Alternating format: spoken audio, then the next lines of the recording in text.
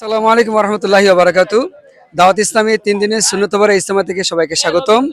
আল্লাহ, আমরা আজকে খাবার খাওয়ার সুন্নত নিয়ে আলোচনা করব। আল্লাহ রাসূল বলেছেন, যে ব্যক্তি খাবার খাওয়ার পূর্বে 2 হাত কবজি পর্যন্ত ধুয়ে নিবে, কুলি করবে এবং 2 ঠোঁট ভিজিয়ে নিবে, তার অভাব দূর হবে।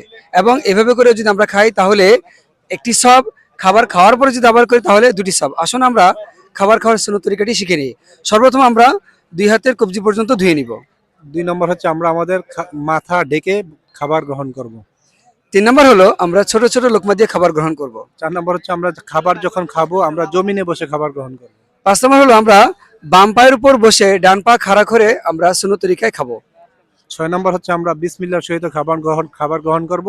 আর খাবার খাওয়ার পূর্বে যদি বিসমিল্লাহ বলে যায় তাহলে আমরা একটি দোয়া পড়বো, তা হলো দোয়াটি হলো বিসমিল্লাহি আউয়ালাহু ওয়া আখিরাহু।